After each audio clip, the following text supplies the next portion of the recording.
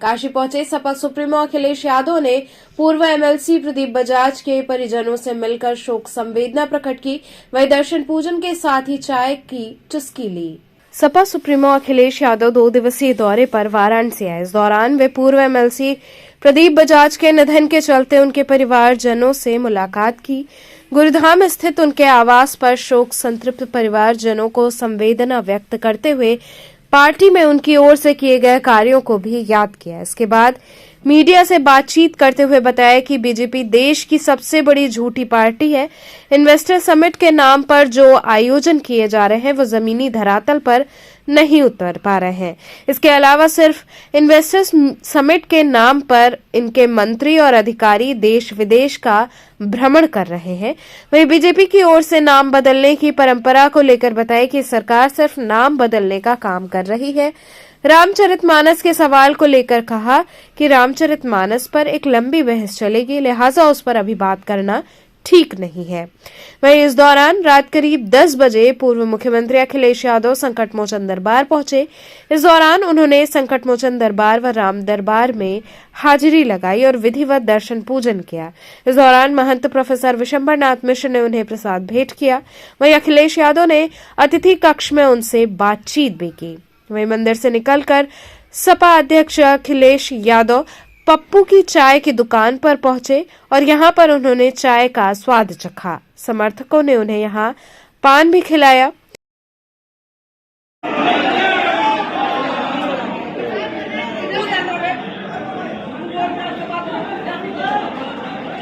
BJP वाले बताओ उसका जवाब मिला क्या? आप बनारस आए, विकास में जलाया है क्या?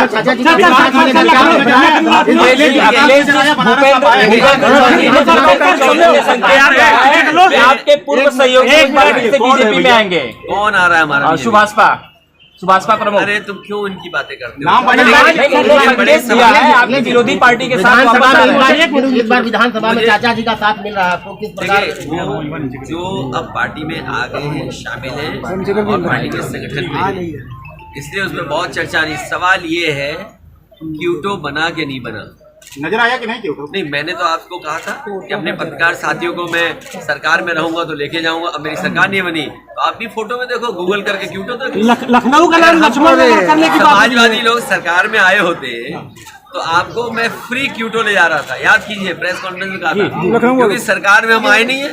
अब आप गूगल करके देखिए क्यूटो कैसा है और आपका वाराणसी।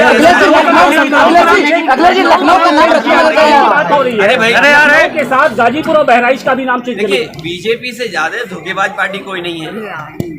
लोक भवन बनाया समाजवादी सरकार ने, लोक भवन जहाँ मुख्यमंत्री जी खुद बैठते हैं वो बनाया समाजवादी सरकार ने। नेताजी ने उसका उद्घाटन किया था। माननीय मुख्यमंत्री जी आए थे, पूर्व मुख्यमंत्री आए तो यहाँ चाय पिए और अखिलेश यादव, तो उनको मैं दिल से हार्दिक से सम्मान किया। बगल में चाय पिए, यहाँ पान खाए। इसके पहले मोदी जी भी आए थे तो बगल में चाय पिए, यहाँ पान खाए। कौन सा पान खाए? मीठा जर्दा? नहीं, मीठा मगही पान। अपना बड़े लोग रहते हैं वहाँ चाय पीते हैं, यहाँ पान खाते हैं। हाँ। नहीं, ये तो सबका दिल के आभार हूँ, मैं सम्मान करता हूँ। और एक लगाव होता है, बनारसी का पहचान यही है, चाय और पान नहीं चलेगा तो बनारसी अंदाजे कहलाएगा नहीं।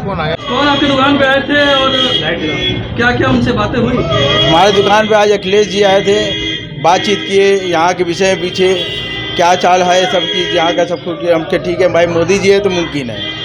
आपसे उन्होंने कहा कि यहाँ समाजवादी लोगों की तस्वीर नहीं लगी है। भाई हमको जो पूछते हैं भाई उनको तस्वीर लगाए हैं भाई, इस समय इनके सिवा और कौन है? अखिलेश जी के सामने आपने बोल दिया कि मोदी है तो मुमकिन है। नहीं, हम ही कैसे बोल देंगे भाई? तो भाई ये सब आप लोग कबुलवा रहे हैं, हम बोल रहे हैं। तो चाय के बारे में क्या हम चाय के विषय में पूछिए तो हम बताएं भी आपको। उन्होंने क्या आपसे बातें की कुछ? वो हमसे चाय के विषय में पूछे, चाय कैसे बनाते हो? चाय बोले ये सब डाल करके बनाए, चाय पिए, अच्छे लगी उनको चाय पूरी चाय खत्म किए, बस ये सब बातचीत की। वहीं शुक्रवार को पूर्व मुख्यमंत्री अखिलेश यादव का काफिला बाबा काशी विश्वनाथ के धाम पहुंचा। यहां उन्होंने दरबार में विधिवत पूजन अर्चन करते हुए हाजिरी लगाई। पूर्व मुख्यमंत्री अखिलेश यादव ने काशी विश्वनाथ मंदिर पहुंचकर विधिवत पूजन अर्चन कर बाबा से देश प्रदेश की सुख समृद्धि की कामना की। उन्होंने पत्रकारों को बताया कि भाजपा जुमले वाली पार्टी है, महंगाई चरम सीमा पर है, उसे भुलाने के लिए तरह तरह के नाटक रचती है। वहीं इस दौरान उन्होंने आसपास की दुकानों पर पहुंचकर लोगों से हालचाल लिया और कार्यकर्ताओं में जोश भरा। ये जो इन्वेस्टमेंट आ रहा है इसमें इंसेंटिव क्या देंगे? जो कारखाना उद्योग लगाने आ रहे हैं आखिर उन्हें मिलेगा क्या? उन्हें मिलेगा क्या? जब तक आप ज़मीन नहीं देंगे, पानी नहीं देंगे, बिजली नहीं देंगे, टैक्स में सहूलियत नहीं देंगे या कोई इंसेंटिव नहीं दोगे तो वो क्यों आपके यहाँ इन्वेस्ट करेंगे? वो जाके मध्य प्रदेश में इन्वेस्ट कर देंगे, गुजरात में कर देंगे, महाराष्ट्र में कर देंगे, वेस्ट बंगाल में कर देंगे, तेलंगाना में कर देंगे। तो इसलिए हमारे बाबा मुख्यमंत्री जी के सामने दिल्ली वाले लोगों ने बड़ी परेशानी पैदा कर दी है कि हमारे मुख्यमंत्री जी क्या इंसेंटिव देंगे। और मुझे लगता है कि बाबा हमारे मुख्यमंत्री जी इतने कंजूस हैं, किसी को इंसेंटिव नहीं दे सकते। उन्होंने माहौल दिया यूपी में रोजगार आने। अरे माहौल से नहीं बनना, इंसेंटिव से कोई कारोबार आएगा। और हमारे मुख्यमंत्री जी इतने कंजूस हैं कि कोई इंसेंटिव नहीं देने वाले। 24 का ये है कि सरकार जाएगी। और देखिए बाबा से हमने वोट नहीं मांगा, बाबा से हमने ये कहा, बाबा से वोट नहीं मांगा, बाबा से बीजेपी वाले वोट मांगते हैं। मैं ये कहना चाहता हूँ कि जनता के लिए अच्छा रास्ता खुले, क्योंकि हमारा देश दुनिया में बहुत पिछड़ रहा है। आप झोला लेकर के जा रहे हैं दुनिया के हर देश में और कह रहे हैं कि हमें इन्वेस्टमेंट दीजिए। दुनिया ऐसी बने कि आपके लोगों को भी मौका मिले। मान लीजिए एक कारोबारी फेल हुआ, इंग्लैंड से बाहर निकल गया, अमेरिका से अगर बाहर निकाल दिया गया तो हमारे देश की क्या छवि बनेगी? इसलिए मैं कह रहा हूँ दोस्त को दोस्त का सहारा बनना चाहिए और दोस्त को दोस्त की मदद करनी चाहिए। भाजपा से ज़्यादा नकलची और झूठा कोई नहीं है। उनसे कहो कि हाँ, उनसे ज़्यादा नकलची कोई नहीं है। और हिस्ट्री उसको बर्बाद किया है। आप कहीं भी उन्हें देख लें, अगर कोई यहाँ आता है, किसी भी जगह जाता है तो वो अपनी पुरानी हेरिटेज देखना चाहता है कि उनके पूर्वजों ने किस तरीके से सजोया था। पूर्वजों की चीज़ों को हमें संरक्षण कर करके अगली पीढ़ी को और कैसे बेहतर करके देके जाएं, ये हमारी जिम्मेदारी बनती है। क्योंकि जब मैं दर्शन के लिए निकला, आपको याद होगा बाबा के पास एक बहुत ही प्राचीन वृक्ष था, वो किसने गिरा दिया? तो ऐसी बहुत सी चीज़ें हैं जिन पर उंगली उठाई जा सकती है, लेकिन अच्छा काम करते रहना चाहिए। और सवाल ये है कि जो हमारे धार्मिक स्थानों पे अगर इंफ्रास्ट्रक्चर बेहतर होगा तो चीज़ें अच्छी होंगी। लेकिन माँ गंगा की सफाई कहाँ हुई? और जिस नाव पर जिस शहर से निकले थे लोग, अगर 3 स्टार की कैटेगरी में वो शिप था तो क्या उसमें बाढ़ नहीं था? और माँ गंगा की सफाई बिना और नदियों की साफ हुए नहीं हो सकती। गोमती नदी को साफ होना था, इन्होंने सफाई रोकी है। वर्णा नदी की सफाई हो रही थी।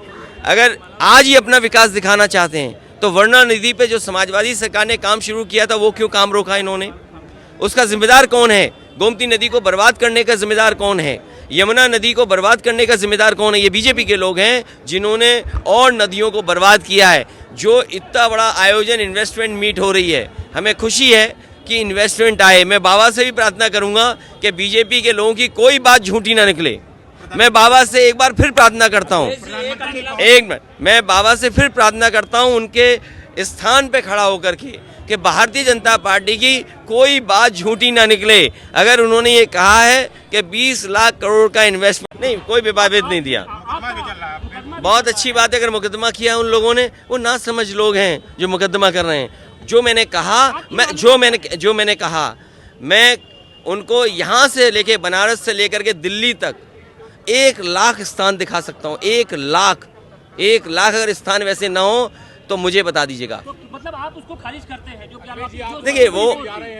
देखिए मैं इस विवाद पे, जो मामला कोर्ट में है, हमारी संस्कृति क्या है, हमारी पहचान क्या है, हमारी मिली जुली संस्कृति पहचान है। यहाँ पर गंगा जमुनी तभी तहजीब है कि जब हम एक दूसरे के साथ रह कर के खाना पीना उठना, भाषा, आप भाषा पे कैसे कह सकते हो कि इस भाषा में ये शब्द क्यों आ गए? आप स्टेशन क्यों बोलते हैं अंग्रेजी शब्द? आप हिंदी वाला शब्द क्यों नहीं बोलते हैं? आप राजधानी लखनऊ की जगह लक्ष्मणपुर होने वाला है। कुछ नहीं, ये फर्जी बातें हैं, फर्जी लोग फर्जी काम करते हैं। और सुनिए, अरे एक मिनट, ये हमारा पत्रकार साथी सही कह रहा है। आप सोचिए बीजेपी के सबसे बड़े नेता अटल बिहारी वाजपेयी जी और उनके गांव में जीरो बजट। क्या उम्मीद कर सकते हो आप? अटल बिहारी वाजपेयी जी पूर्व प्रधानमंत्री, कई बार के प्रधानमंत्री, उनके गांव का बजट जीरो।